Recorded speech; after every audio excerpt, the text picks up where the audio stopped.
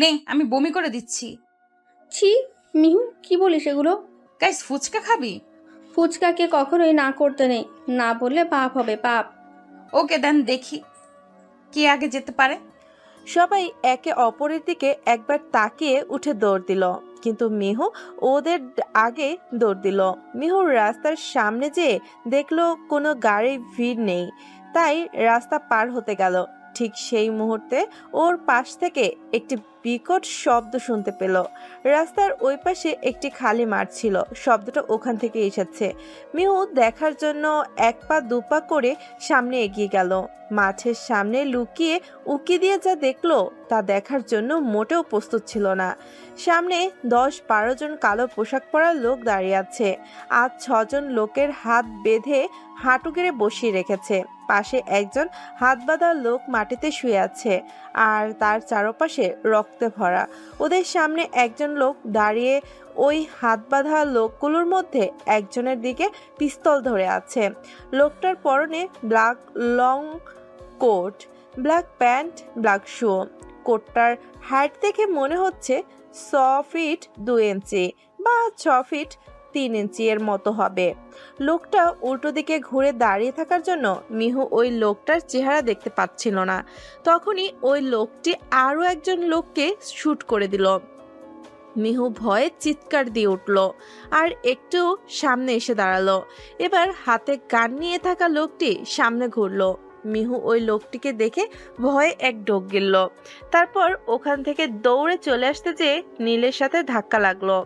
মিহু অনেক আগে চলে গিয়েছিল বলে ওরা সবাই পার্কে ফিরে যায়। শুধু নীল মিহুর পেছনে আসে। নীলও এই পুরো বিষয়টা দেখেছে, তাই ও মিহুর হাত ধরে টেনে ওখান থেকে পালিয়ে আসার জন্য সেই পার্কটাতে আসলো। ওই লোকটির কিছু লোক ওদের ফলো করে পার্কের সামনে এসে আবারও ঘুরে চলে গেল। এদিকে মিহু তো সমানে কান্না করেই চলে যাচ্ছে। কি হলো মিহু, কান্না করছে কেন নীল? মিহু কি হয়েছে বল? গাইস পরে বলবো, এখন ওকে একটু শান্ত হতে দে। তো ভাইয়া? তোকে কিছু বলতে হবে না, আমি সব দেখছি। সাথে সাথে ভাইয়াকে শক্ত করে জড়িয়ে ধরলাম আর কান্না করতে লাগলাম। আমি ওকে শক্ত করে জড়িয়ে ধরলাম। ও প্রচন্ড ভয় পেয়ে গেছে, তাই কান্না করতে করতে ওর হিচকি উঠে গেছে। একটু পর দেখলাম মিহু একদম শান্ত হয়ে গেছে। মিহুকে হালকা নাড়া দিলাম, দেখলাম ও চোখ খুলছে না। মিহু, সেন্সলেস হয়ে গিয়েছে। নীল তাড়াতাড়ি মিহুকে কোলে নিয়ে গাড়িতে বসালো। নীল ড্রাইভিং সিটে বসলো। পেছনে মিহুকে নিয়ে নীল আর রাইসা বসলো, আর নীলের পাশে আরিফ বসলো। মানিক আর অনু মানিকের গাড়িতে বসলো। নীল তাড়াতাড়ি মিহুকে বাসায় নিয়ে এসে ডক্টরকে ফোন করে তাড়াতাড়ি আসতে বলল। নীলের বাবা মা খুব অস্থির হয়ে উঠেছেন তাদের মেয়ের এই অবস্থা দেখে। নীল, ওর কি হয়েছে? এইবার বলবে প্লিজ, ও কান্না কেন করছিল? তারপর নীল ওদের সম্পূর্ণ ঘটনা খুলে বলল। সবাই তো নীলের কথা শুনে থ মেরে বসে আছে, আর নীলার হঠাৎ কি যেন হলো। ও কিছুটা আন্দাজ করতে পেরেছে যে ওই লোকগুলো কে ছিল, কিন্তু তারপরও কাউকে কিছু বলল না। এর মধ্যে ডক্টর এসে মিহুকে চেক করে গেছে, বলেছে কোনো কিছু দেখে ভীষণ শক খেয়েছে, যার কারণে ও বিষয়টা সহজভাবে নিতে না পেরে সেন্সলেস হয়ে গিয়েছে। ডক্টর চলে যাওয়ার কিছুক্ষণ পর মিহু হঠাৎ চিৎকার দিয়ে উঠে বসলো। নীল তাড়াতাড়ি যেয়ে মিহুকে শক্ত করে জড়িয়ে ধরল। নীল মিহুর সাথে যত ঝগড়াঝাটি করুক না কেন, নীল মিহুকে খুব ভালোবাসে। ছোট থেকে কখনো মিহুর চোখে এক ফোঁটা পানি আসতে দেয়নি। সেই মেয়েকে এভাবে কান্না করতে দেখে নীলের খুব খারাপ লাগছে। অনেক বুঝিয়ে নীল মিহুকে ঠান্ডা করিয়ে একটু স্যুপ খাইয়ে দিল। এদিকে গোল্ডেন মাফিয়া গ্যাংয়ের লিডার পায়ের উপর পা তুলে সোফায় বসে আছে। তার সামনে পুলিশ কমিশনার আফজাল রহমান বসে আছে। স্যার, ওই মেয়েটি মানে আপনি যার কথা বললেন, ওর নাম মিহু, মানে হিমিকা চৌধুরী। ও এই শহরের নাম করা শিল্পপতি জাহিদ চৌধুরীর মেয়ে। আমি আজকে ব্ল্যাক শ্যাডো গ্যাংয়ের 7 জনকে শ্যুট করে দিয়েছি। ওই মেয়েটি সেটা দেখে নিয়েছে। স্যার, তাহলে কি ওকে চিরতরে সরিয়ে ফেলবো? না, যা করার আমি করব। আর হ্যাঁ, আরেকবার যদি ওকে সরিয়ে ফেলার কথা বলেছেন, তো আমি আপনাকে চিরকালের জন্য সরিয়ে ফেলবো। কথাটা মাথায় রাখবেন। এই কথা বলে গোল্ডেন মাফিয়া গ্যাংয়ের লিডার সোফা ছেড়ে উঠে চলে গেলেন। তখনই কমিশনার বলে উঠল। কিন্তু কেন স্যার? তার উত্তর কি আমি আপনাকে দিতে বাধ্য? চোখ রাঙিয়ে কমিশনের দিকে তাকিয়ে বলল, নো না স্যার। নেক্সট টাইম আমাকে কোয়েশ্চেন করার আগে 10 বার ভাববেন, নয়তো আপনার জন্য ভালো হবে না। আন্ডারস্ট্যান্ড? জি জি জি স্যার। রয়্যাল গোল্ডেন মাফিয়া গ্যাংয়ের লিডার চলে গেলেন। এদিকে মিহু তো ভয়ে অবস্থা খারাপ, ও এখনো শকটে আছে। আমি কখনো ভাবতে পারিনি যে ওই লোকটাকে আমার আবার দেখতে হবে, যার কাছ থেকে 2 বছর আগে জাপান থেকে পালিয়ে বাংলাদেশে এসেছিলাম। সেই লোকটাও বাংলাদেশে এসেছে। এখন কি করব আমি? না, আমি ওই মাফিয়াটার সাথে কখনো ফেরত যাব না, কখনো না। আমি মিহুর রুমে ঢুকে দেখি মিহু বেডের এক কোণে গুটিসুটি মেরে বসে কি যেন ভাবছে। আমি জানি মিহু তুই কি ভাবছিস। আমি ওর কাছে গিয়ে ওর কাঁধে হাত রাখলাম। মিহু, ভাইয়া, আমি ওই লোকটার সাথে যাব না। ওই লোকটা আমাকে দেখে ফেলেছে। যে কোনো সময় ওই মাফিয়া আমাকে নিয়ে আসবে ভাইয়া। আমি যাব না। 2 বছর আগে যার কাছ থেকে এত কষ্টে পালিয়ে এসেছিলাম, আবার তার কাছে আমি যেতে পারবো না। ওই জায়গাটা একটা নরক, আর ওই মাফিয়া একটা নরপিশাচ। নরপিশাচ না হলে এইভাবে কোনো মানুষকে এত সহজে খুন করতে পারতো না। তুই টেনশন করিস না, কেউ তোকে এখান থেকে নিয়ে যাবে না। তুই এখানেই থাকবি। কিন্তু ও যে আমাকে দেখে ফেলেছে। কিছু হবে না, আমি দেখছি। নীল চলে গেল। মিহু ঠিক আগের মতোই আবার গুটি গুটি মেরে বসে পড়ল। কেন সেই রয়্যাল গোল্ডেন মাফিয়া গ্যাংয়ের লিডার মেঘ চৌধুরী আবার আমার লাইফে আসলো? এদিকে মেঘ নিজের রুমে থাই গ্লাসে এক হাত রেখে আরেক হাতে ওয়াইনের গ্লাস নিয়ে দাঁড়িয়ে আছে। চোখ দুটো লাল হয়ে আছে। আজকে সে 2 বছর পর মিহুকে দেখেছে, যাকে সে ভালোবাসে তাকে দেখেছে। মিহু আগেও যেমন ওকে দেখলে ভয় পেত, এখনো ভয় পায়। সেটা আজকেও মিহুর চোখ দেখে বুঝেছে। মেঘ ভাবছে কেন মিহু ওকে একটু বোঝার চেষ্টা করে না, কেন সবসময় পালিয়ে পালিয়ে বেড়ায় ওর কাছ থেকে। ও শুধু একজন মাফিয়া বলে কি ওর কোনো ফিলিংস নেই? ও কি কাউকে ভালোবাসতে পারে না? মেঘ দাঁড়িয়ে দাঁড়িয়ে এসব ভাবছিল। তখনই মেঘের ছোট বোন মেঘের রুমে নক করলো। ভেতরে আয় বোন। ভাইয়া, আজকে তুই ছিলি ওই মাফিয়াটা, তাই না? যাকে মিহু দেখে ভয় পেয়ে গিয়েছি। হুম। কিন্তু ভাইয়া, তুই কেন ওকে বলছিস না? কোনো খারাপ লোক নয়। তুই সবার কাছে মাফিয়া হলেও তুই একজন ভালো মানুষ। ও তো আর আমার কোনো কথা বিশ্বাস করে না রে। এখন কি করবি? ওকে নিয়ে আসবো। কিন্তু ওকে আসবে? ও বাধ্য আমার সাথে আসতে। ও আজকে প্রচন্ড ভয় পেয়ে গিয়েছে। আমি জানি ও বরাবরই ভীত। হুম, অতটাও ভীতু না তুই যতটা ভাবিস। আমি ওকে দেখছি তো গত 4টা মাস ধরে, তাই আমি জানি। তোর সাথে ওর অনেক মিল আছে, তাই না? অনেক। আমি যে কি করলে ও আমার ভালোবাসা বুঝবে তা আল্লাহ জানে। চিন্তা করিস না, একদিন না একদিন ঠিকই বুঝতে পারবে ও। তাই যেন হয়। আমি আর ধৈর্য রাখতে পারছি না। কিন্তু ও যদি একবার জানতে পারে যে আমি তোর বোন, তাহলে? জানবে না, কজ আমি জানতে দিব না। তাই যেন হয়। Okay bye, good night. Good night. তোমাকে যত তাড়াতাড়ি সম্ভব আমি নিয়ে আসবো। আগামীকালই যাব তোমাকে আনতে মিহু। আর তুমিও আমার সাথে আসতে বাধ্য। তুমি না চাইলেও তোমাকে আমার সাথে আসতে হবে। মেঘ এসব ভেবে এক ঢোকে পুরোটুকু ওয়াইন খেয়ে নিল। মিহু, খেয়ে নে মা, তারপর কলেজে তো যেতে হবে নাকি? না। কিন্তু এভাবে ঘরে কতক্ষণই বা থাকবি? আর না খেলে তো অসুস্থ হয়ে পড়বি মা। মম ড্যাড তোমরা যাও, আমি দেখছি। দেখ ওকে বোঝাতে পারিস কিনা। আমি দেখছি, তোমরা যাও। মম ড্যাড চলে গেল। নীল যেয়ে মিহুর পাশে বসলো। কলেজ যাবি না? মাথা নাড়িয়ে না করলাম। আচ্ছা খেয়ে নে আগে। আমি খাইয়ে দিচ্ছি। আবার মাথা নাড়িয়ে না করলাম। আমাকে ভালোবাসিস? কেন, তুই জানিস না? তাহলে খাচ্ছিস না কেন? ভালো লাগছে না। একটু খেয়ে নে, অল্প একটু, বেশি না। আচ্ছা, খাইয়ে দে। Okay, that's like a good girl. Neel মিহুকে খাইয়ে দিয়ে মিহুর সাথে গল্প করছিল। তখনই নিচ থেকে অনেক কথার আওয়াজ আসছিল। তাই নীল আর মিহু তাড়াতাড়ি নিচে নেমে গেল। মিহু তো নিচে নেমেই কারণ ওর সামনে মেঘ দাঁড়িয়ে। মিহু যেই নীলের পেছনে লুকিয়ে পড়ল। আপনি এখানে কেন? তোমার বোনকে নিতে আসলাম।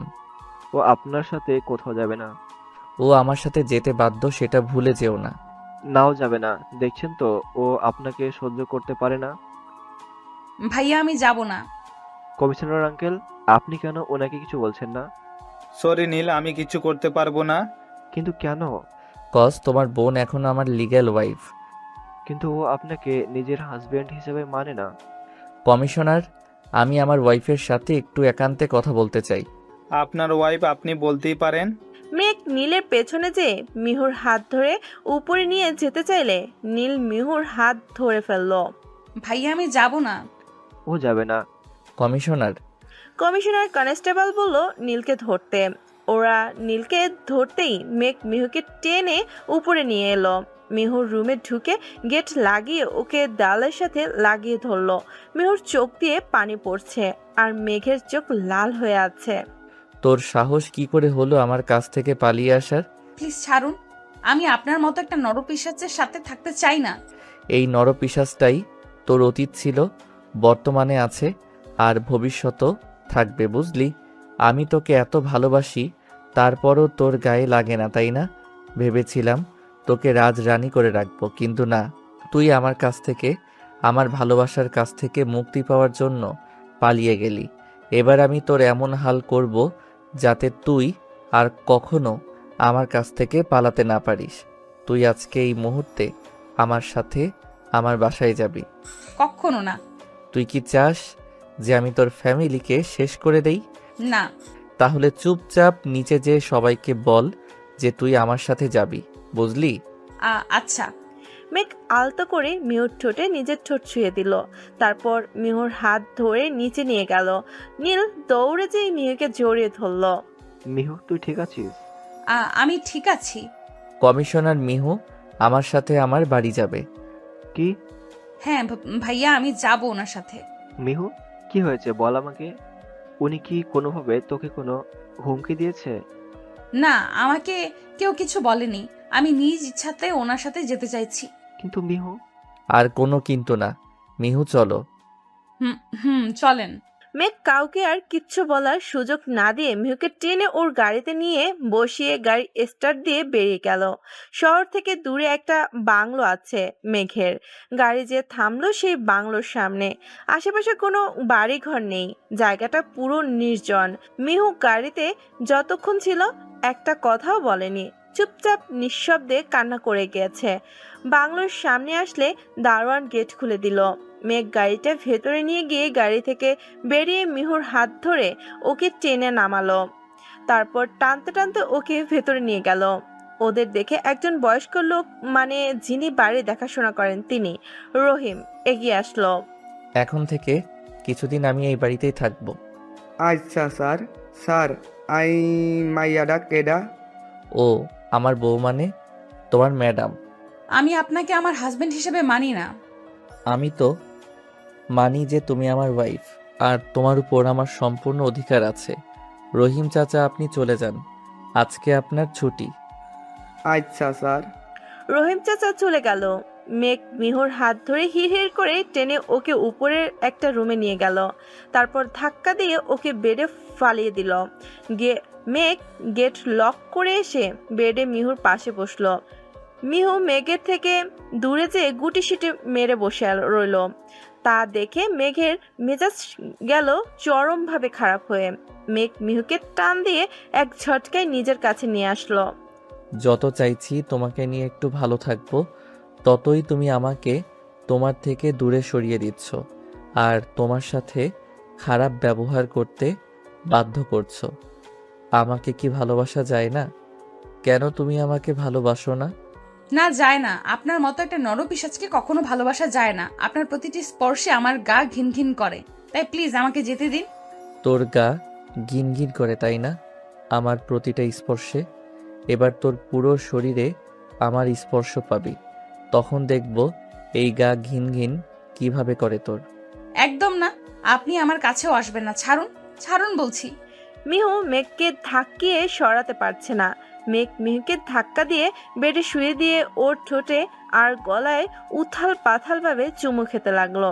মিহু চিৎকার করছে আর বারবার মেঘকে সরানোর জন্য সমানে ধাক্কাচ্ছে, কিন্তু মেঘ সেদিকে খেয়াল না করে ওর কাজ করছে। এমন সময় মিহু বলে উঠল, আপনি যদি এইরকম করতে থাকেন তাহলে কিন্তু আমি নিজেকে শেষ করে দিব। মিহুর কথা শুনে মেঘের রক্তচক্ষু নিয়ে মিহুর দিকে তাকিয়ে উঠে গেল। মিহু এখনো কান্না করছে। আলমারিতে কিছু ড্রেস আছে, সেগুলো নিয়ে যেয়ে ফ্রেশ হয়ে আসো। মিহু কোনো কথার উত্তর না দিয়ে ঘাপটি মেরে বসে আছে। তাই দেখে এবার মেঘ ওকে ধমক দিল। কি হলো চাও? মেঘের ধমক খেয়ে মিহু জামা কাপড় না নিয়েই দৌড়ে ওয়াশরুমে ঢুকে গেল। মেঘের চোখ লাল হয়ে আছে। ও মিহুকে ভালোবাসে, তাই মিহুর কোনো ক্ষতিও চায় না। আর মিহু ভীতু হলেও যদি এরকম কিছু করে ফেলে তাহলে তো ও শেষ হয়ে যাবে। তাই ও মিহুকে ছেড়ে দিয়ে ব্যালকনিতে চলে গেল। এদিকে মিহু ওয়াশরুমে ঢুকে ঝর্ণা ছেড়ে দিয়ে সমানে কান্না করছে আর ভাবছে, আজকে যদি ওকে ওর ফ্যামিলিকে শেষ করার কথা না বলতো মেঘ, তাহলে ও জীবনেও এই নরকে পা রাখতো না। এখানে ও কি করে থাকবে? ও মেঘকে মেনে নিত, কিন্তু মেঘ যেভাবে অকারণে মানুষকে খুন করে তাতে ও মেঘকে মেনে নিতে পারবে না, কখনোই পারবে না। টানা 1 ঘন্টা যাবৎ মিহু ওয়াশরুমের পানিতে ভিজছে। মেঘ দেখলো মিহু এখনো বের হয়নি, তাই মেঘ গেটে নক করলো। মিহুর কোনো সারা শব্দ না পেয়ে মেঘ এবার চিল্লিয়ে উঠল। মিহু ভয় পেয়ে তাড়াতাড়ি গেট খুলে বেরিয়ে এলো। মেঘ মিহুর দিকে তাকিয়ে দেখলো চোখ মুখ লাল হয়ে ফুলে আছে। মিহু যে এতক্ষণ কান্না করেছিল তা মেঘ বুঝতে পারছে। মেঘ খেয়াল করলো মিহু জামা কাপড় চেঞ্জ না করে ভেজা কাপড়ে বেরিয়ে এসেছে। মেঘ যে আলমারি থেকে জামা কাপড় আর টাওয়াল নিয়ে এলো। জামা কাপড় বেডে রেখে নিজে টাওয়াল দিয়ে মিহুর মাথা মুছে দিল। তারপর জামা কাপড় ধরে দিল চেঞ্জ করে আসার জন্য। মিহু ওয়াশরুমে যেয়ে চেঞ্জ করে বলল, এই 2 বছর অনেক কষ্ট দিয়েছো আমায়, এবার তার শোধ আমি নেব তোমায় কষ্ট দিয়ে। মিহু, যাও রাতে খাওয়ার জন্য রান্না করো। কি? আমি আর রান্না? ইম্পসিবল। আর তাছাড়া আমি রান্না করতে পারি না। এত কিছু আমি শুনতে চাইনি, রান্না করতে বলেছি, করবে ব্যাস। পারবো না।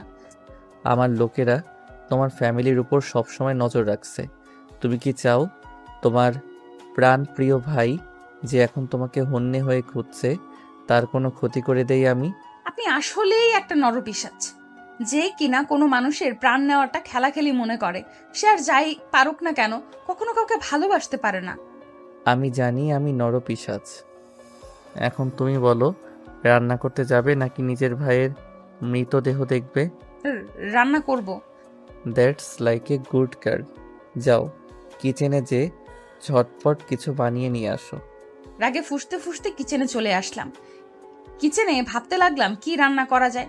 ফ্রাইড রাইসটা মোটামুটি পারি রান্না করতে, ভাইয়া একবার করেছিল তখন দেখেছিলাম, সেটাই করি তাহলে আর কি। ফ্রিজ থেকে সবজি নিয়ে আসলাম, ছুরি দিয়ে সবজি কাটছি আর ভাবছি এই নরপিশাচটার সাথে জাপানে সেই প্রথম দেখা। স্মৃতির অংশ। মিহু ওর ফ্রেন্ডদের সাথে ঘুরতে বেরিয়েছে, সাথে আছে নীল আর ওর আরো কিছু ফ্রেন্ড। ভাইয়া শপিং এ যাব। সেদিন না শপিং করলি? আমি জানি না, আমি আজকেও শপিং এ যাব, কজ ওই দিন ভালোভাবে শপিং করতে পারিনি। আচ্ছা চল। মিহু শপিং মলে ঢুকে এটা সেটা কেনাকাটা করছে। কেনাকাটা শেষ করে মিহু বিল পে করার জন্য টাকা দিল। তখনই একটা গুলি এসে মিহু যে লোকটাকে টাকা দিয়েছে তার মাথায় লাগলো। রক্ত আশেপাশে ছিটকে পড়েছে, তার মধ্যে কিছু রক্ত ছিটকে যেয়ে মিহুর জামায় পড়েছে। মিহু নিজের সামনে একজন মানুষকে খুন হতে দেখে ওখানেই শকড হয়ে দাঁড়িয়ে আছে। মিহু পুরো রোবটের মতো হয়ে গিয়েছে, ওর মাথা কাজ করছে না। আশেপাশের লোকজন প্রায় সবাই ছোটাছুটি করছে পালানোর জন্য। নীল এসে মিহুর হাত ধরে টান দিল, বাট মিহু নড়ল না। দেখে নীল যে মিহুর সামনে দাঁড়ালো। বোনের জামায় রক্ত দেখে নীলও কিছুটা শকড হলো, কিন্তু তারপরও এখানে দাঁড়িয়ে থাকলে চলবে না দেখে নীল মিহুকে একটু জোরে ঝাঁকি দিল। মিহু হুঁশ ফিরে আসলো। মিহুর চোখে পানি টলমল করছে, জোরে জোরে শ্বাস নিচ্ছে। তা দেখে নীল বুঝতে পারলো এই ঘটনা মিহুর ব্রেনে অনেক এফেক্ট করেছে, যার কারণে ওর শ্বাসকষ্ট হচ্ছে। নীল তাড়াতাড়ি মিহুর হাত ধরে টানতে লাগলো। মিহু নীলের পেছন পেছন যাচ্ছে। তখনই আরও একটা গুলির আওয়াজ আসলো। মিহু নীলের পেছন পেছন যেতে খেয়াল করলো পাশে একটি লোক হাতে গান নিয়ে দাঁড়িয়ে আছে। লোকটি আর কেউ নয়, মেঘ। মেঘের চোখ হঠাৎ মিহুর দিকে পড়লো। মিহুর ফেস দেখে বুঝলো অনেক ভয় পেয়ে আছে। আর হঠাৎ মেঘের চোখ গেল মিহুর জামায় রক্ত লেগে আছে। মেঘের চোখ আবার মিহুর চোখে আটকে গেল। তখনই মিহু শপিং মল থেকে বেরিয়ে গেল। নীল মিহুকে নিয়ে বাসা চলে আসলো। মিহু, এখন ঠিক আছিস? মিহু কোনো কথা না বলে চুপচাপ বসে আছে। মিহু, নীল মিহুকে পানি খাওয়ালো। তারপর মিহু কোনো কথা বলছে না দেখে নীল ডক্টরকে কল করে বাসায় আসতে বলল। একটু পর ডক্টর এসে মিহুর চেক আপ করলো। আমার মনে হয় ও খুব শক পেয়েছে, যার কারণে ওর ব্রেনে কাজ করছে না। হ্যাঁ, ওর ব্রেন খুব এফেক্ট করেছে ঘটনাটা। যত তাড়াতাড়ি সম্ভব ওকে আগের মতো করে রাহত করতে হবে, না হলে ওর ব্রেন খুব বাজেভাবে ইনজুরিড হয়ে যাবে। ডক্টর, এখন কি করা উচিত? ওকে ঘটনার রিয়াকশন দিতে হবে। ওকে ডক্টর, আমি দেখছি। এদিকে মেঘ নিজের বাসায় যে ওর বিশ্বস্ত লোক ড্যানি আর চার্লসকে মিহুর সমস্ত ইনফরমেশন বের করতে বলল। মেঘের চোখে মিহুর ফেসটা পুরো আটকে গিয়েছে। চোখ বন্ধ করলেই মিহুর ফেসটা বেশি উঠছে বারবার। আজ প্রায় 3 দিন পর মিহু স্বাভাবিক হয়ে উঠেছে, কিন্তু ওই ঘটনা ও এখনো ভুলতে পারেনি। মিহু, হুম। চল বাইরে থেকে ঘুরে আসি। না, আমি যাব না। আরে চল না প্লিজ। প্লিজ ভাইয়া, ভালো লাগছে না। থাক তুই, তোর মতো। তুই কি আর আমাকে ভাই মানিস নাকি? হুম। শুরু হয়ে গিয়েছে ইমোশনাল মেলোড্রামা। তুই আসলেই একটা শয়তান ছেলে। থাক, আর অ্যাক্টিং করতে হবে না, চল। চল। তারপর নীল আর মিহু বেরিয়ে গেল। প্রথমে কোথায় যাবি? রেস্টুরেন্টে। ওকে। মিহু আর নীল রেস্টুরেন্টে এসে বসলো। মিহু ওর পছন্দের কতগুলো আইটেম অর্ডার করলো। মিহুদের ঠিক সামনের টেবিলে বসেছিল মেঘ ড্যানির সাথে কথা বলছিল। তখনই ওর চোখ গেল সামনের টেবিলে বসে থাকা মিহুর দিকে। মিহু হাসছে আর খাবার খাচ্ছে। মেঘ ভাবছে ছেলেটা কি মিহুর বিএফ কি না। ওই, আমাকে লুডুস দে। না, সর। তুই সবকিছু 1 প্লেট করে অর্ডার করেছিস। এত খাবার তো তুই একা খেতে পারবি না, তাই শেয়ার কর। লুডুস দে আমাকে। নুডলসটা আমি একাই খাবো, নজর দিবি না। একটু দে। আচ্ছা, আমি খাইয়ে দিব। কস প্লেটটা একবার তোর হাতে দিলে তুই আর আমাকে দিবি না, আমি জানি। আচ্ছা আমার মা, তুই খাইয়ে দে। মিহু নীলকে নুডলস খাইয়ে দিল। এদিকে মেঘ এটা দেখে মেঘের চোখ থেকে তো মনে হচ্ছে আগুন বের হচ্ছে। মেঘ ভাবছে নীল আর মিহু গার্লফ্রেন্ড বয়ফ্রেন্ড। ওই শয়তান, তুই আবার আমার প্লেটে নজর কেন দিচ্ছিস? তোর সামনে না কতগুলো খাবারের প্লেট রাখা আছে, ওগুলো খা। হি হি হি, তোকে জ্বালাতে আমার খুব ভালো লাগে। বজ্জাত পোলা। আবারও মিহুর প্লেটে হামলা করলাম। নীল, ও চেঁচামেচি করছিল দেখে ওর মুখে বার্গার ঢুকিয়ে দিলাম। নীল আর মিহু খাওয়া শেষ করে বিল পে করে রেস্টুরেন্ট থেকে বেরিয়ে গেল। মেঘও ওদের পিছু নিল। মিহু বলেছে ও এখন উইশিং রিভার দেখতে যাবে, তাই নীল মিহুকে নিয়ে ওখানে গেল। মিহু তো ওখানে যেই এক লাফ দিল। যাক, ওর মন থেকে সেদিনকার ঘটনাটা দূর করতে পারলাম। তোকে তো এইভাবেই সবসময় হ্যাপি দেখতে চাই আমি। যে ভাইয়ার গলা জড়িয়ে ঝুলতে ঝুলতে এই নীল নামক অপদার্থটার কপালে যেন একটা পদার্থ বউ জুটে। আমিন। নে, দোয়া করে দিলাম, খুব শীঘ্রই ঘর সংসার করবি। তবে রে বলে ওকে কাতুকুতু দিতে লাগলাম। ভাইয়া ছাড়। তখনই মেঘার আরো কিছু কালো পোশাক পরা লোকজন এলো। মিহু মেঘকে দেখে ভয় চুপসে গেল আর নীলের পেছনে লুকিয়ে পড়ল। আপনারা কারা, আর এভাবে কেন রাস্তা আটকে দাঁড়িয়ে আছেন? ভাইয়া, এটা সেই লোকটা যে ওই দিন শপিং মলে দুইজনকে খুন করেছিল। ভয় পেয়ে ফিস করে নীলের কানে বললাম। মেয়েটাকে ছেড়ে দিয়ে এখান থেকে চলে যাও। মানে, আর ইউ ম্যাড? আমি ওকে ছেড়ে কোথাও যাচ্ছি না। গেলে ওকে নিয়ে যাব। আমার ভয় করছে। মেঘ ওর লোকদের চোখ দিয়ে ইশারা করতেই ওরা যে নীলকে ধরে ফেললো। নীল ছোটার জন্য লাফালাফি করছে, কিন্তু পারছে না। 4 জনের সাথে একজন কি করেই বা পারবে। মিহু এদিকে থেকে সামনে চিৎকার করছে। ওকে ছেড়ে দিন। ওকে কেন ধরেছেন? তুমি ওর সাথে ঘুরবে আর আমি সেটা দেখবো, তা তো হতে পারে না। মানে? মানে সেদিন শপিং মলে তোমাকে দেখে আমার চোখ আটকে গিয়েছিল। সেদিনই তোমার ওই নেশা ধরানো চোখ দুটোর প্রেমে পড়ে গিয়েছি আমি। এখন যে কোনো মূল্যে আমার তোমাকে চাই। তোমাকে ছাড়া যে আমার নেশা হবে না। তোমাকে দেখার পর থেকে আমি এখনো পর্যন্ত একটা কাজও ভালোভাবে করতে পারিনি। সব কিছুর জন্য তুমি দায়ী। তাই আমার ক্ষতিপূরণ হিসেবে আমি তোমাকে চাই। তোমাকে সেই একবার দেখাতে ভালোবেসে ফেলেছি আমি। মেঘ মিহুর সামনে যেয়ে দাঁড়িয়ে মিহুর গালে এক আঙুল দিয়ে স্লাইড করে কথাগুলো বলল। মিহু কিছুক্ষণ অবাক চোখে তাকিয়ে থাকার পর হঠাৎ ওর হুঁশ ফিরল। ও দেখলো মেঘ একদম ওর অনেক কাছে এসে দাঁড়িয়ে আছে। সাথে সাথে মিহু এক ধাক্কা দিয়ে মেঘকে সরিয়ে দিল। হঠাৎ এরকম পরিস্থিতির জন্য মেঘ মোটেও প্রস্তুত ছিল না, তাই ব্যালেন্স সামলাতে না পেরে পড়ে যেতে লাগলো। তখনই ড্যানি এসে মেঘকে ধরে ফেললো। মেঘ এই ধাক্কাটা খাওয়ায় খুব ইনসাল্ট ফিল করলো। নীলকে যারা ধরে রেখেছিল মেঘ তাদের চোখ দিয়ে ইশারা করলে তারা নীলকে দু হাঁটু গেড়ে বসিয়ে দিল আর নীলের মাথায় ঘাম ধরলো। ভাইয়া ভাইয়া? প্লিজ আমার ভাইকে ছেড়ে দিন। ও তোমার আপন ভাই? হ্যাঁ, আমরা টুইন। ও তাই বলো।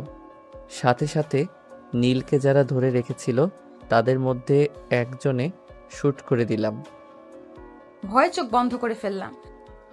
আসলে তোমার ব্যাপারে ওই দিন খোঁজ নিতে বলেছিলাম ওকে।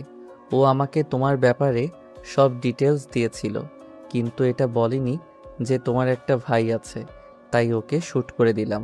প্লিজ ওকে ছেড়ে দিন, প্লিজ আপনার কাছে হাত জোর করছি। ছাড়বো সুইটহার্ট, তার আগে আমার পরিচয়টা জেনে নাও। আমি হলাম রয়্যাল গোল্ডেন মাফিয়া গ্যাংয়ের লিডার মেঘ চৌধুরী। প্লিজ আমার ভাইকে ছেড়ে দিন। কিন্তু তার আগে যে একটা কাজ করতে হবে তোমাকে। বলুন কি কি কাজ? বিয়ে করতে হবে আমায়। ইম্পসিবল, আপনার মতো একটা নরপিশাচকে বিয়ে কখনো করব না আমি। তাহলে তো? মেঘ চোখ দিয়ে ইশারা করার সাথে সাথেই ওর লোকেরা ইচ্ছা মতো নীলকে মারতে লাগলো। প্লিজ লিভ হিম। আগে বলো বিয়ে করবে আমাকে আজ আর এখনই। ভাইয়ের দিকে তাকিয়ে দেখি ভাইয়ার অবস্থা খুব খারাপ। হ্যালো, আমি রাজি। Good decision sweetheart. প্লিজ এইবার তো ওকে ছেড়ে দিন। ওকে নিয়ে তোরা হসপিটালে যা। বাট স্যার, বিয়েতে তো সাক্ষী লাগবে। আপনার পক্ষ থেকে 2 জন আর ম্যামের পক্ষ থেকে 2 জন। তাহলে ওকে নিয়ে চল বাড়িতে, আর ডক্টরও বাড়িতেই ডাক। মেঘ মিহুকে নিয়ে নিজের বাড়িতে আসলো। ড্যানি কল দিয়ে কাজীকে আসতে বলল। মিহু চুপচাপ নিঃশব্দে কান্না করছে আর একপাশে নীলকে নিয়ে বসে আছে আর নীলের মাথায় হাত বুলিয়ে দিচ্ছে। মেঘের লোকেরা নীলকে জানোয়ারের মতো পিটিয়েছে, এত মেরেছে যে নীল এখন আর সেন্স নেই। ডক্টর কখন আসবে? Danny? Sir, doctor is on the way. Okay. কিছুক্ষণ পরেই ডক্টর আর কাজী সাহেব একসাথে এসে পৌঁছালো। ডক্টর নীলকে দেখে ওকে কিছু মেডিসিন আর একটা ইঞ্জেকশন দিয়ে গেল যাতে তাড়াতাড়ি নীলের জ্ঞান ফিরে আসে। তারপর ডক্টর চলে গেল। কিছুক্ষণ পর নীলের জ্ঞান ফিরে আসলো। নীল পাশে মিহুকে দেখতে পেয়েই ওকে জড়িয়ে ধরলো। মিহু, তুই ঠিক আছিস? ভাইয়া আমি ঠিক আছি। মিহু সাইন করো। কি এটা? তোমার বোন আমাকে বিয়ে করছে, তাই এখানে ওর সাইন লাগবে, আর তুমি ওর হয়ে সাক্ষী দিবে শালাবাবু। হোয়াট? ইম্পসিবল। মিহু, তুমি কিন্তু এখন নিজের কথার খেলাপ করছো। প্লিজ এই বিয়ে আমি করব না। চার্লস এসে নীলের মাথায় গান ধরলো। সাইন করো, তাহলে তোমার ভাইয়ের মাথায় এখনই একটা বুলেট ঢুকে যাবে। না, আমি সাইন করছি দিন। মিহু প্লিজ সাইন করবি না তুই? আই এম সরি ভাইয়া। নীল, নাও ইটস ইওর টার্ন। সাক্ষী হিসেবে সাইন করো নাও। কখনো না। তোমার তো দেখছি নিজের প্রতি কোনো মায়া দয়াই নেই। আচ্ছা ঠিক আছে, মানলাম তোমার নিজের প্রতি কোনো মায়া দয়া নেই, কিন্তু নিজের বোনের প্রতি তো মায়া দয়া আছে, তাই না? মানে? আশা করছি মানেটা নিশ্চয়ই এখন আর তোমাকে বলে বোঝাতে হবে না। ছি, আপনি এতটা নীচ মানুষ? আপনার মতো নিচু মানুষ এ দুনিয়াতে আছে? আপনি তো পশুর চেয়েও নিকৃষ্ট। চুপচাপ সাইনটা করো, না হলে কিন্তু। না, আমি সাইন করছি। নীল সাইন করে দিল। মেঘ আর মিহুর বিয়েটা হয়ে গেল। মেঘের সাক্ষী হিসেবে সাইন করলো ড্যানি। নীলকে একটা রুমে থাকার ব্যবস্থা করে দেওয়া হলো। মেঘ ড্যানিকে বলল মিহুকে নিয়ে ওর রুমে এগিয়ে দিয়ে আসতে। ড্যানি যে মিহুকে মেঘের রুমের সামনে পৌঁছে দিয়ে চলে গেল। মিহু রুমে যেয়ে দেখলো রুমটা বেশ বড়। রুমের সবকিছু অনেক সুন্দর করে গোছানো। রুমের সাথে একটা অ্যাটাচড করা ছোট্ট মিনি ছাদের মতো ব্যালকনি আছে। মিহু থায়ের গ্লাসটা সরিয়ে ব্যালকনিতে চলে গেল। ব্যালকনিতে একটা ছোট টেবিল আছে, দুটো চেয়ার আছে পাশে। ব্যালকনির আরেক সাইডে দোলনা রয়েছে। মিহু যে দোলনায় বসলো আর ভাবতে লাগলো ওর লাইফে কি থেকে কি হয়ে গেল। এক নিমেষে পুরো লাইফটা উলট পালট হয়ে গেল। ভাবতেই ওর চোখ থেকে পানি পড়তে লাগলো। ও চোখ বন্ধ করে ফুপিয়ে ফুপিয়ে কাঁদতে লাগলো।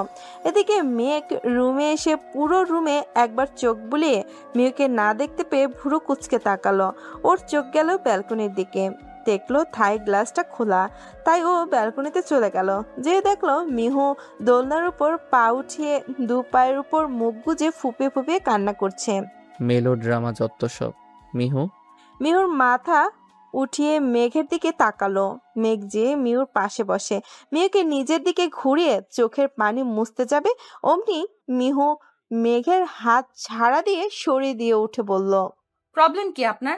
একে তো জোর করে হুমকি দিয়ে বিয়ে করেছেন, আর এখন স্বামীর অধিকার ফলাতে এসেছেন। দেখুন, আমি আপনাকে আমার হাজবেন্ড হিসেবে মানি না, আর মনে হয় আপনি এটাই মাথায় রাখবেন। Got it? মেঘ মিহুর কথাগুলো শুনে অনেক কষ্টে নিজের রাগ কন্ট্রোল করেছিল, কিন্তু মিহু চুপ হওয়ার সাথে সাথেই ওর টান দিয়ে ওর হাত বাঁকিয়ে পেছনে ধরলো। মেঘ চোখ লাল করে মিহুর দিকে তাকিয়ে আছে। মিহু চোখে রাগ নিয়ে মেঘের দিকে তাকিয়ে আছে আর হাত ছাড়ানোর ব্যর্থ চেষ্টা করছে। How dare you talk to me like this? আপনার সাথে এর থেকে ভালো মতো আমি কথা বলতে পারবো না। তোমার মনে হচ্ছে আমি তোমার কাছে স্বামীর অধিকার ফলাতে এসেছি? তা নয় তো কেন এসেছেন আমার কাছে? আমার লাইফটা তো হেল করে দিলেন, তাও কি আপনার শান্তি হচ্ছে না? সত্যি কথা বলতে কি, আপনাকে আমার মেনে নিতে একটু সমস্যা হতো না, কিন্তু আপনি মানুষ খুন করেন, তাই আমি আপনাকে মেনে নিতে পারবো না। মিহু, তুমি আমাকে ভুল ভাবছো। হ্যাঁ, এটা ঠিক যে আমি একজন মাফিয়া, আমি মানুষকে মারি, বাট আমি মাফিয়া হলেও কখনো অকারণে কাউকে খুন করিনি। আমি আপনার কাছ থেকে কোনো এক্সপ্লেনেশন চাইনি। প্লিজ দূরত্ব বজায় রেখে কথা বলুন, আর আমার হাত ছাড়ুন, আমার লাগছে। চুপ। তোর সাথে এতক্ষণ অনেক ভালোভাবে কথা বলেছি, কিন্তু এখন আর না। তুই ভালো কথা শোনার মানুষই না। তুই এখন আমার বউ, আমার যা ইচ্ছে আমি তাই করব, আর তাতে তুইও কিছু বলতে পারবি না, বুঝলি? কি করবেন আপনি আমার সাথে? মেরে ফেলবেন তাই তো? প্লিজ মেরে ফেলুন আমাকে। তোকে মারার জন্য আমি বিয়ে করিনি। তাহলে কেন করেছেন? মেঘ মিহুর ঠোঁট পরম আবেশে নিজের ঠোঁটের মধ্যে নিয়ে নিল। মিহু কিছু করতেও পারছে না, কারণ ওর হাত দুটো মেঘ এক হাত দিয়ে শক্ত করে ধরে রেখেছে। মিহুর চোখ দিয়ে শুধু নোনা জলগুলো গাল বেয়ে গড়িয়ে পড়ছে। মেঘ আরেক হাত দিয়ে মিহুর কোমর ধরে আরো নিজের কাছে টেনে নিল। বিকালে মিহু একা একা ব্যালকনিতে চুপচাপ বসে আছে। এমন সময় নীল আস্তে আস্তে লুকিয়ে এসে মিহুর কাঁধে হাত রাখলো। মিহু চমকে উঠে পেছনে তাকিয়ে দেখে নীল। লাফ দিয়ে নীলকে জড়িয়ে ধরে বলল মিহু, ভাইয়া তুই ঠিক আছিস? হ্যাঁ, আমি ঠিক আছি। তুই ঠিক আছিস তো? কি হয়েছে মিহু? ওই লোকটাকে তোর সাথে কি কোনো বাজে বিহেভ করেছে? ভাইয়াকে এইসব কিছুই জানতে দেওয়া যাবে না। না ভাইয়া, কিন্তু তুই এখানে আসলি কিভাবে? বাহিরে গার্ডস আছে। সে অনেক কাহিনী করে এসেছি, সেসব কথা বাদ দে। এখন এখান থেকে পালানো যায় কিভাবে সেটা ভাবতে হবে। ভাইয়া, মম ড্যাড এগুলো জানতে পারলে কি হবে ভাবতে পারছিস? মম ড্যাডকে এসব কিছু জানানোর কোনো প্রয়োজন নেই। কিন্তু কোনো কিন্তু না, যাই বলছি তাই কর। নীল যে ব্যালকনির আশেপাশে দেখছে পালানোর কোনো পথ আছে কিনা। মিহু হঠাৎ খেয়াল করলো মেন গেট দিয়ে মেঘের গাড়ি ঢুকছে। মিহু তাড়াতাড়ি নীলকে নিয়ে রুমের ভেতরে এলো। ভাইয়া তুই তোর রুমে যা, মেঘ চলে এসেছে। ও এসে তোকে দেখলে অনেক বড় কোনো প্রবলেম করতে পারে। কিন্তু মিহু, প্লিজ যা ভাইয়া। বলতে না বলতেই দেখি কে যেন গেট খুলছে। আমি তাড়াতাড়ি ভাইয়াকে ব্যালকনিতে লুকিয়ে পড়তে বললাম। ভাইয়া ব্যালকনিতে চলে গেল আর আমি স্বাভাবিক হওয়ার চেষ্টা করছি। তখনই মেঘ রুমে ঢুকলো। মেঘ রুমে ঢুকে আমার দিকে ব্রু কুচকে তাকালো, তারপর পুরো রুমে একবার চোখ বুলিয়ে নিল। কে এসেছিল রুমে? কোথায়? কেউ না তো। কি হলো, তুমি এই এসির মধ্যেও ঘামছো কেন? এমনি। কিছু লুকোচ্ছ? না তো। নীল কোথায়? সাথে সাথে চোখ বড় বড় করে ওনার দিকে তাকালাম। মানে? নীল কোথায়? আমি জানি না। বলো। বললাম তো জানি না।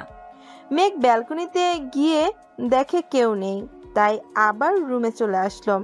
আসলে নীল যখন ব্যালকনিতে লুকিয়েছিল তখন খেয়াল করলো পাশের ব্যালকনিতে খুব ইজিলি যাওয়া যাবে, তাই নীল তাড়াতাড়ি পাশের ব্যালকনিতে যেয়ে রুমে ঢুকে গেল আর নিজের রুমে চলে গেল। মিহু তো কিছুটা চমকে গিয়েছে মেঘকে এভাবে শান্ত হয়ে রুমে আসতে দেখে। মিহু তো অনেক এখন নীলকে নিয়ে আরো বেশি টেনশন করছে। মেঘ রুমে এসে মিহুর দিকে পুরো কুচকে তাকালো। কি হলো, কি দেখছো এভাবে? না না কিছু না। তো কিছু যখন হয়নি তখন রুমের মাঝখানে দাঁড়িয়ে আছো কেন? ও সরি। মিহু সরে যেয়ে সোফায় যেয়ে বসলো। মেঘ জামা কাপড় নিয়ে ওয়াশরুমে চলে গেল চেঞ্জ করতে। চেঞ্জ করে রুমে এসে দেখলো মিহু সোফাতে হেলান দিয়ে ঘুমিয়ে গিয়েছে। মেঘ যেয়ে মিহুকে কোলে নিয়ে বেডে শুয়ে দিয়ে গায়ে কম্বল টেনে দিল। মিহু গুটিসুটি মেরে শুয়ে পড়ল আর ঘুমের মধ্যে মেঘের হাত ধরে টান দিল। মেঘ উঠতে যেয়েও উঠতে পারল না, দেখলো মিহু ওর হাত ধরে আছে। মিহু ঘুমের মধ্যে ওর চেহারাটা দেখতে অনেক মায়াবী লাগছে, মনে হচ্ছে কোনো একটা বাচ্চা মেয়ে শুয়ে আছে। ঘুমের মধ্যেই মিহু ঠোঁট উল্টিয়ে ফেললো, তা দেখে মেঘ মুচকি হেসে দিল। আবার মিহু ঘুমের মধ্যে মুচকি হাসছে। মেঘের হাসির রেখাটা এটা দেখে আর একটু বড় হলো। তারপর মিহুর পাশে এসে ওর কপালে একটা ভালোবাসার পরশ এঁকে দিল। অমনি মিহুর হাসির রেখাটা একটু বড় হলো।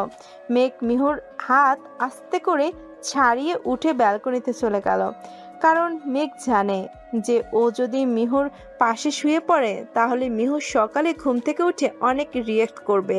মেঘ ব্যালকনিতে যে ছোট্ট সোফাটাতে বসে এক হাত মাথার উপরে দিয়ে বসে রইল কিছুক্ষণ, তারপর ফোন বের করে টিপতে লাগলো।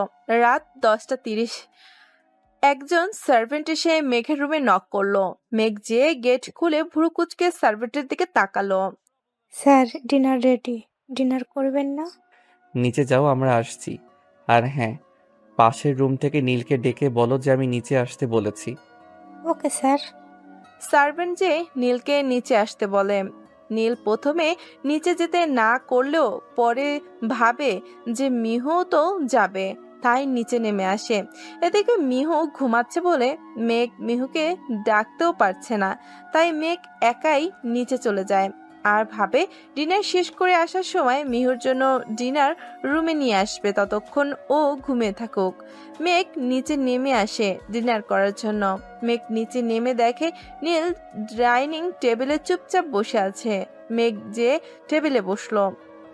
মিহু কোথায়? ও ঘুমোচ্ছে, তাই আর ডাকিনি। তুমি খেয়ে নাও, আমি পরে রুমে খাবার নিয়ে গিয়ে ওকে খাইয়ে দিব। নীলু আরো কিছু বলল না, কারণ ওর এখন শক্তির প্রয়োজন, তাই কিছু না বলে চুপচাপ বসে খেয়ে তারপর চলে গেল। মেঘও একটা প্লেট নিয়ে হাতে মিহুর জন্য খাবার বেড়ে নিয়ে গেল। উপরে যে মিহুর পাশে বসলো। মিহুকে টেনে উঠিয়ে বেডের সাথে হেলান দিয়ে বসিয়ে দিল। মিহু তখন ঘুমে তলিয়ে আছে। মেঘ মিহুকে দেখে ভাবছে, একটা মেয়ে এতটা ঘুমকাতরে কি করে হতে পারে?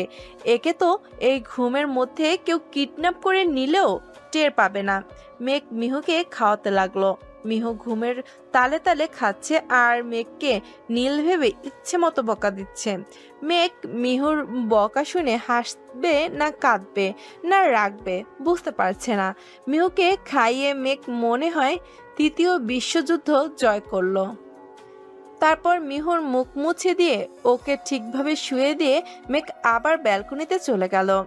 সকালে মিহু ঘুম থেকে উঠে দেখে ও বেডে শুয়ে আছে, কিন্তু ও তো সোফায় ঘুমিয়ে পড়েছিল। তাহলে বেডে আসলো কি করে? এসব ভাবতেই ওর চোখ গেল ব্যালকনিতে, দেখলো মেঘ ওখানে সোফায় বসে ঘুমাচ্ছে। মিহু আর কিছু না ভেবে যে ফ্রেশ হয়ে আসলো, তখনও মেঘ একইভাবে ঘুমাচ্ছিল। তাই মিহু রুম থেকে বেরিয়ে নীলের রুমে গেল। নীল মিহুকে দেখে তাড়াতাড়ি মিহুর কাছে গেল। মিহু, পালানোর রাস্তা পেয়ে গেছি। কিভাবে? তুই মেঘকে গিয়ে বলবি যে তোর কোনো জামা কাপড় এখানে নেই, তাই তুই কিছু জামা কাপড় কেনার জন্য শপিং এ যাবি, আমাকেও সাথে নিয়ে যাবি, এটা বলবি। তারপর? বাকিটা আমার উপর ছেড়ে দে। আর আজ এমনিতেও আমাদের বাংলাদেশে ফেরার কথা ছিল। টিকিট, পাসপোর্ট, ভিসা সব তো রেডি আছে। আমরা আজকেই বাংলাদেশে চলে যাব। কিন্তু ফ্লাইটের টিকিটে, পাসপোর্ট, ভিসা সব তো বাসায়। তুই চিন্তা করিস না। গতকাল রাতে আমি এবাসার এক সার্ভেন্টের ফোন লুকিয়ে নিয়ে আমার এক বন্ধুকে কল করে সব জানিয়েছি। ও আমাদের হেল্প করবে। পাসপোর্ট, ভিসা, ফ্লাইটের টিকিট সব ও নিয়ে এসে এয়ারপোর্টে আমাদের জন্য ওয়েট করবে। আচ্ছা বলে আমি মেঘের রুমে চলে গেলাম। যে দেখি উনি ওয়াশরুম থেকে বের হচ্ছে। কোথায় ছিলে? নীলের রুমে গিয়েছিলাম। ও কি কিছু বলবে? হ্যাঁ মানে না, আসলে আমি কি হলো বলো। না মানে আসলে বলছিলাম কি, কি? আমার তো এখানে কোনো জামা কাপড় নেই, তাই আর কি আমি একটু শপিং এ যেতে চাইছিলাম আর কি। ও এই কথা বলতে এতক্ষণ? তোমার শপিং এ যাওয়া লাগবে তাই তো? হুম। তুমি একটু ওয়েট করো, আমি রেডি হয়ে আসছি। আচ্ছা। মেঘ রেডি হয়ে আসলো। মিহু আর মেঘ নিচে নেমে গেল। নীল অলরেডি ডাইনিং টেবিলে বসেছিল মিহুর অপেক্ষায়। মেঘ আর মিহু যে টেবিলে বসলো ব্রেকফাস্ট করার জন্য। মিহু, তোরা কি কোথাও বের হচ্ছিস? একটু শপিং এ যাব। ও। মিহু যখনই নীলকে বলতে যাবে যে তুইও আমার সাথে চল, আর তার আগেই মেঘ বলে উঠল, নীল, তুমিও আমাদের সাথে চলো। তোমারও তো কোনো জামা কাপড় এখানে নেই। যা চেয়েছিলাম তাই হচ্ছে। যাক বাবা, আমার কিছু বলা লাগলো না। মিহু, মেঘ আর নীল ব্রেকফাস্ট করে শপিং মলে চলে আসলো। শপিং মলে ঢোকার সাথে সাথেই শপিং মলের ম্যানেজার মেঘের সামনে এসে দাঁড়ালো। মেঘ স্যার, আপনি আমার এখানে? Meet my beautiful wife and my brother in law. Hello ma'am. Hello sir. ওরা যা যা পছন্দ করবে সব যেন খুব ভালো হয়, আর হ্যাঁ, কোনো ভুল যেন না হয়। স্যার আপনি নিশ্চিত থাকুন, আমি নিজেই ওনাদের সব জিনিস দেখাচ্ছি। মিহু, আমি পাশের কফি শপে আছি, প্রয়োজন হলে ডাক দিও। আচ্ছা। মেঘ চলে গেল। মিহু আর নীল দোকানে ঢুকে গেল। শপিং মলের বাইরে মেঘের গার্ডরা দাঁড়িয়ে আছে। শপিং মলের ভিতরেও গার্ডরা ঘোরাঘুরি করছে। ম্যানেজার মিহু আর নীলকে জামা কাপড় দেখাচ্ছে। নীল ম্যানেজারকে একটু পাশ করে মিহুর কাছে গেল। এখানে থেকে একটা বোরখা নিয়ে ট্রায়াল রুমে গিয়ে পরে নে, আর হিজাব আর নিকাবটা দিয়ে ভালো করে ফ্রেশ ঢেকে নিস। তারপর এখান থেকে সোজা শপিং মল এর বাইরে চলে যাবি। আমি আর রানী গাড়িতে তোর জন্য ওয়েট করব। ওকে? ওকে, কিন্তু তুই বের হবি কিভাবে? আমার চিন্তা করিস না, আমি বের হয়ে যেতে পারবো। সাবধানে। মিহু ট্রায়াল রুমে যে ভালোভাবে তৈরি হয়ে বের হলো। নীল এর মধ্যে গার্ডদের চোখ এড়িয়ে বেরিয়ে গেল। মিহু আশেপাশে ভালোভাবে না তাকিয়ে নিচের দিকে তাকিয়ে তাড়াতাড়ি হাঁটছিল। তখনই সামনে কারোর সাথে ধাক্কা খেলো। মিহু মাথা উঁচু করে তাকিয়ে দেখলো ওর সামনে মেঘ দাঁড়িয়ে। মিহু তো ভয়ে পুরো চুপসে গেল, কিন্তু মেঘ মিহুকে অবাক করে দিয়ে সরি বলে চলে গেল। মিহু যেন হাঁপ ছেড়ে বাঁচলো। আসলে মিহু নিকাব দিয়ে পুরো ফেস এমনভাবে ঢেকে রেখেছিল যে মেঘ মিহুকে দেখে চিনতে পারেনি। মিহু তাড়াতাড়ি শপিং মল থেকে বেরিয়ে গেল। বাইরে বের হতেই ওর সামনে একটা গাড়ি এসে দাঁড়ায়। নীল গাড়ির গেট খুলে মিহুকে তাড়াতাড়ি উঠতে বলে। তখনই মেঘের গার্ডরা ওদের দেখে ফেলে। মিহু তাড়াতাড়ি গাড়িতে উঠে বসে আর ওদের গাড়ি এয়ারপোর্টের উদ্দেশ্যে বেরিয়ে যায়। রনি খুব তাড়াতাড়ি গাড়ি ড্রাইভ করছে।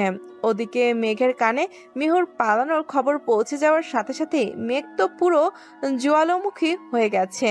মেঘ ওর সব গার্ডদের পাঠিয়ে দেয় ওদের খোঁজার জন্য। এদিকে নীল আর মিহু সেফলি এয়ারপোর্টে এসে পৌঁছালো। রনির কাছ থেকে ওদের পাসপোর্ট, টিকিট, ভিসা নিয়ে ওরা রনিকে বাই দিয়ে ভেতরে চলে গেল আর বাংলাদেশ চলে আসলো। মিহু রান্নার জন্য সবজি কাটছিল, তখনই ওর হাত কেটে যাওয়াতে ও বর্তমানে ফিরে আসলো। বলে তাড়াতাড়ি হাত ছাড়াতে লাগলাম, তখনই কে যেন ঝড়ের বেগে এসে আমার হাত ধরে তার মুখে নিয়ে নিল। তাকে দেখে মেঘ, ইস কি ঢং দেখাচ্ছে দেখো না। মুভি দেখে দেখে এই পদ্ধতি বের করছে। কি মনে করে আমি কিছু বুঝি না নাকি? আমি অনেকক্ষণ ধরে ওর পেছনে দাঁড়িয়ে দেখছিলাম ও কি যেন ভাবছে আর আনমনে সবজি কাটছে। তখনই ওর হাতটা কেটে গেল। আমি তাড়াতাড়ি যেয়ে ওর হাতটা মুখে নিয়ে নিলাম। আসলে এই কাহিনীটা আমি ফিল্ম দেখেই করলাম। ওনার কাছ থেকে টান দিয়ে হাত ছাড়িয়ে নিলাম। দেখে কাজ করতে পারো না? না পারি না। আর আপনি এখানে কি করছেন? কিছু না, চলো আমার সাথে। পারবো না। সব কিছুতেই না শুনতে আমার ভালো লাগে না, চলো। ওনার ধমক খেয়ে আমি মনে হয় বাক শক্তি হারিয়ে ফেলেছি। বেটা বচ্চার জানি কোথাকার। আমি আর কিচ্ছু না বলে ওনার পেছন পেছন যেতে লাগলাম। যাও, এবার রান্না করো তাড়াতাড়ি। বলে উঠে চলে আসলাম আর তাড়াতাড়ি রান্না করে নিলাম। তারপর ওনাকে খেতে ডাকলাম। খাবার কে সার্ভ করবে? আমি।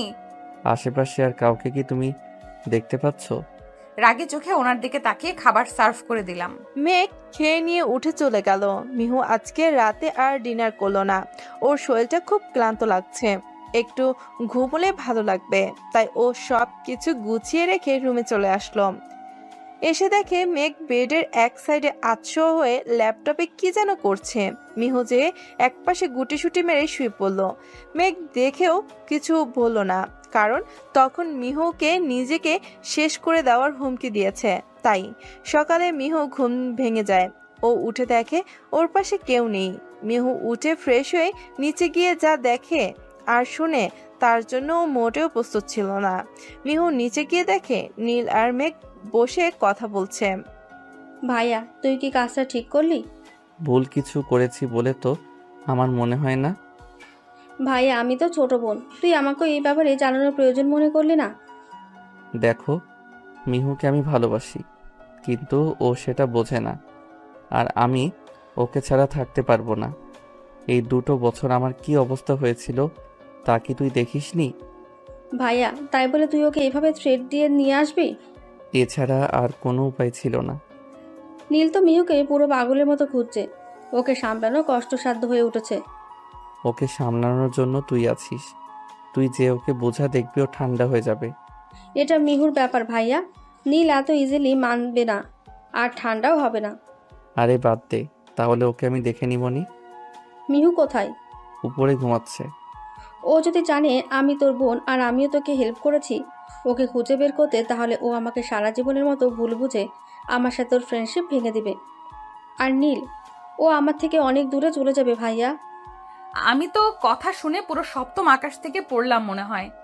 নীলা মেঘের বোন, নীলাই মেঘের সাথে মিলে আমাকে খুঁজে মেঘের কাছে পাঠিয়ে দিয়েছে। আমি যেন নিজের কানকে বিশ্বাস করতে পারছি না। আমি পুরো স্তব্ধ হয়ে গিয়েছি। আমার বেস্ট ফ্রেন্ড আমার সাথে এটা কিভাবে করতে পারলো? নীলা। মিহুর গলার আওয়াজ শুনে মেঘ আর নীলা তাড়াতাড়ি পেছনে তাকিয়ে দেখলো মিহু দাঁড়িয়ে আছে। মেঘ আর নীলা একবার একে অপরের দিকে তাকিয়ে আবার মিহুর দিকে তাকালো। মিহু, আমি আসলে। হাত দেখিয়ে ওকে থামতে বললাম। যা বোঝার আমি বুঝে গিয়েছি। ভালোই প্রতিদান দিলি বেস্ট ফ্রেন্ডশিপের। আম জাস্ট স্পিচলেস। কি বলবো তোকে, কিছুই বুঝে উঠতে পারছি না। বাট একটা কথা বলবো, তোর সাথে আমার ফ্রেন্ডশিপ আজকেই থেকেই শেষ বলে উপরে চলে গেলাম। মিহু দাঁড়া। মিহু ভাইয়া, মিহু আমাকে ভুল বুঝলো। পরে সব ঠিক হয়ে যাবে, চিন্তা করিস না। তুই যা এখন। আচ্ছা। মেঘ ওপরে যেয়ে দেখলো মিহু নেই, তাই ও ব্যালকনিতে চলে গেল। আজও মিহু সেই 2 বছর আগের মতোই ব্যালকনিতে দোলনায় বসে হাঁটুর উপর মুখ গুজে ফুপিয়ে ফুপিয়ে কাঁদছে। মিহু, মিহুর কোনো জবাব দিল না। ও এখনো সেভাবেই হাঁটুর মধ্যে মুখ গুজে ফুপিয়ে ফুপিয়ে কান্না করছে। মেঘ যে মিহুর পাশে বসলো, মিহুর মাথায় হাত রাখলো। মিহুর সাথে সাথেই মেঘের হাত ঝাড়া দিয়ে সরিয়ে দিল। প্রবলেম কি আপনার? আমাকে আপনি কি পেয়েছেন কি? আমাকে আপনি ভালোবাসেন, কিন্তু আমি আপনাকে ভালোবাসি না। আপনার যখন যা মন চেয়েছে আপনি আমার সাথে তাই করেছেন। প্রথমে আমাকে ভালো লেগেছে বলে আমার ভাইকে মারার হুমকি দিয়ে আমাকে বিয়ে করলেন, তারপর জোর করে কিস করলেন, আর এরপর আপনার বোনকে আমার বেস্ট ফ্রেন্ড বানিয়ে আমাকে ঠকালেন। আমার ফ্যামিলিকে মারার হুমকি দিয়ে আমাকে এখানে নিয়ে এলেন, আমার ফুল লাইফটা হেল করে দিয়েছেন। তাহলে আর কি চাই আপনার? এর থেকে ভালো হতো যদি আপনি আমাকে মেরে ফেলতেন।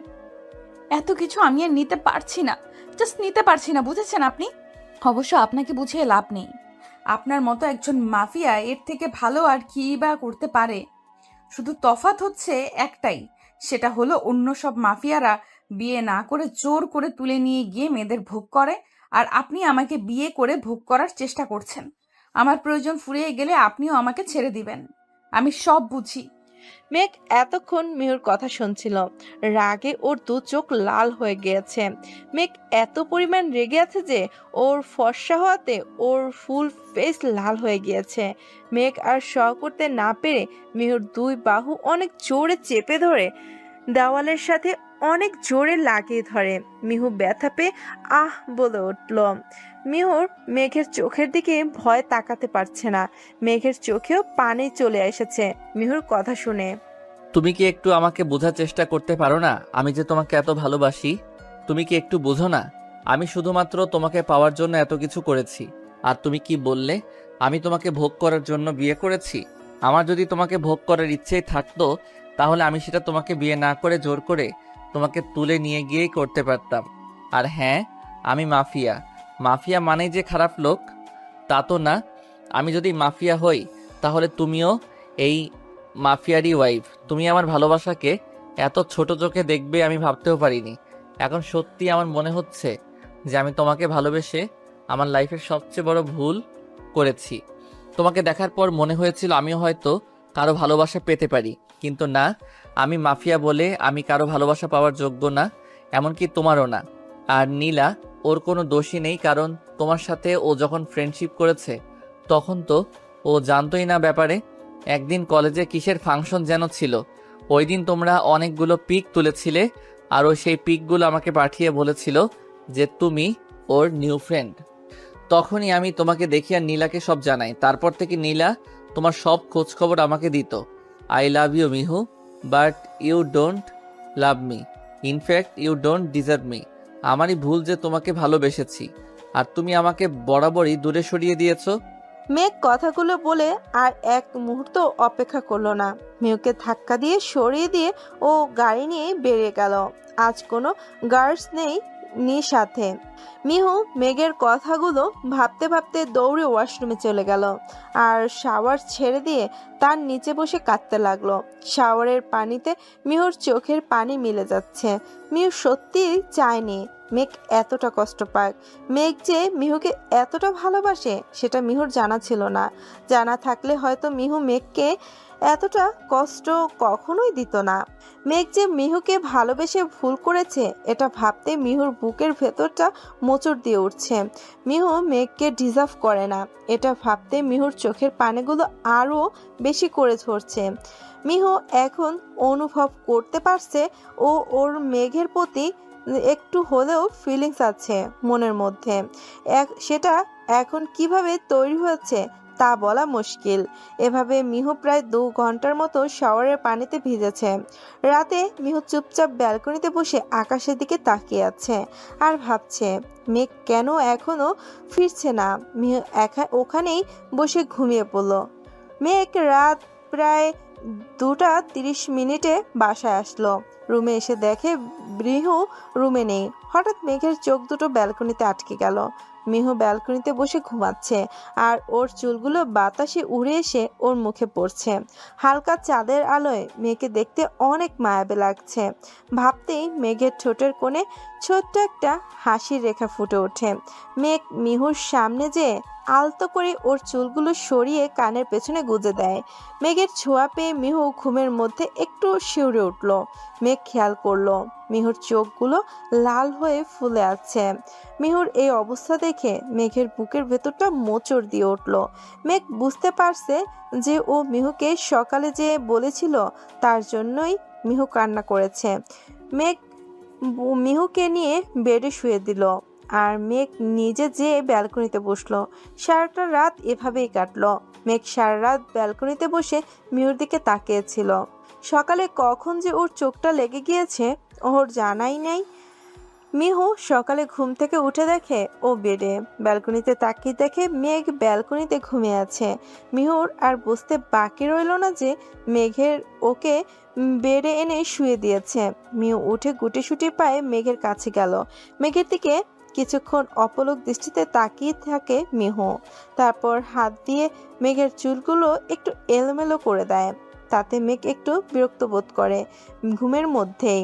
মিহু একটা মুচকি হাসি দিয়ে মেঘের কপালে আলতো করে একটা ভালোবাসার পরশ এঁকে দেয়। তারপর মিহু শাওয়ার নিয়ে বের হয়ে নিচে চলে যায় মেঘের জন্য কফি বানাতে। মিহু এসব কেন করছে তা সে নিজেও জানে না। শুধু এতটুকুই জানে যে মেঘের জন্য তার মনের কোণে একটু হলেও ফিলিংস আছে। হয়তো তার থেকেই এই কাজগুলো করেছে। মিহু নিচে গিয়ে কফি বানিয়ে নিয়ে উপরে গেল, যে দেখে মেঘ এখনো ঘুমাচ্ছে। মিহু কিছুটা অবাক হলো, কারণ মেঘ এতক্ষণ কখনো ঘুমায় না। মিহু যে মেঘের হাতটা আলতো করে ধরার সাথে সাথেই মিহু একটা বড়সড় শক খেলো। তা হলো মেঘের পুরো শরীর গরম হয়ে আছে জ্বরের কারণে। মিহু তাড়াতাড়ি কোনোভাবে মেঘকে ধরে নিয়ে বেডে শুয়ে দিল, ওর গায়ে কম্বল টেনে দিল। মেঘের শরীর প্রচন্ড রকমের গরম হয়ে আছে। মিহু কি করবে কিছুই বুঝে উঠতে পারছে না। ও তাড়াতাড়ি নিচে নেমে গেল। নিচে গিয়ে ড্যানিকে খুঁজতে লাগলো। মিহু দেখলো ড্যানি বাইরে দাঁড়িয়ে আছে গাড়ির সাথে হেলান দিয়ে। তাড়াতাড়ি ড্যানির কাছে গেল। ড্যানি, তুমি তাড়াতাড়ি একটু ডক্টরকে ফোন করে এখানে আসতে বলো। কিন্তু কেন ম্যাম?